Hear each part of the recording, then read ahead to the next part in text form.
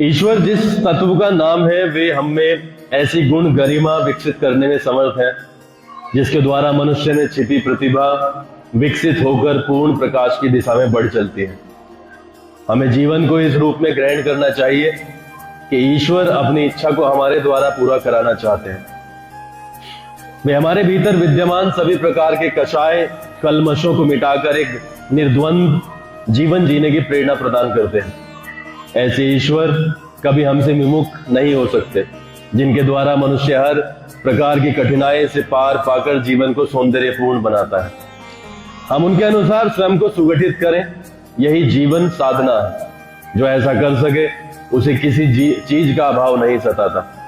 उसका जीवन सदा प्रकाश के पथ पर चलते हुए महान उत्कर्ष को प्राप्त करता है। ऐसा व्यक्ति ही धन्य है जिसने अपने भीतर से समस्त विकारों को समाप्त कर दिया हो, जो इस संसार के बंधन से परे अपनी स्वच्छंद गति को प्राप्त कर गया हो। हमारा जीवन तभी महान बनेगा जब उसे ईश्वर की दी हुई प्रणाली पर चलने का अवसर मिल सके। हम उन ईश्वर को ही धारण करें, सदैव उनके मार्गदर्शन पर चलते रहें तथा कभी उनके विलग होने का प्रयास न करें। हमारी आत्मा तभी उन्हें स्वीकार कर पाएगी जब हम पूर्ण रूपेण ईश्वर समर्पित हों, उन्हें अपने भीतर से प्रवाहित होने दें। वे जो कुछ कराना चाहें उनके मार्ग का अवलंबन लेकर आगे बढ़ें। जब तक ईश्वर हमारे साथ है हमें किसी दुख द्वंद में फंसने की आवश्यकता नहीं। हमारा जीवन स्वतः उस प्रकाश को उत्सर्जित करेगा जिसके बाद हमें किसी प्रकार भी इस संसार के परवश न रहना पड़े।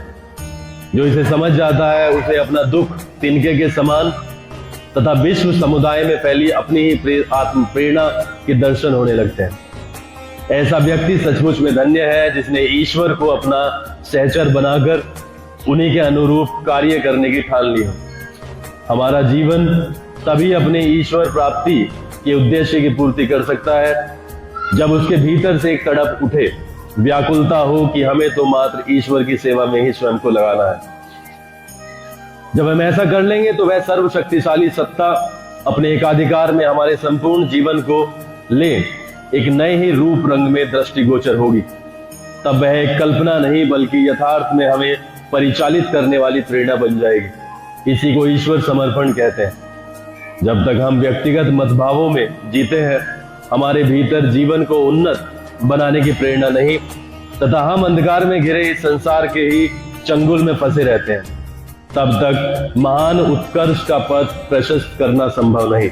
अपनी सभी वृत्तियों को ईश्वर को सौंप दें, उन्हें ही अपने भीतर से कार्य करने दें तथा उनके द्वारा अपने भविष्य को उज्जवल बनाने की दिशा में बढ़ चलें।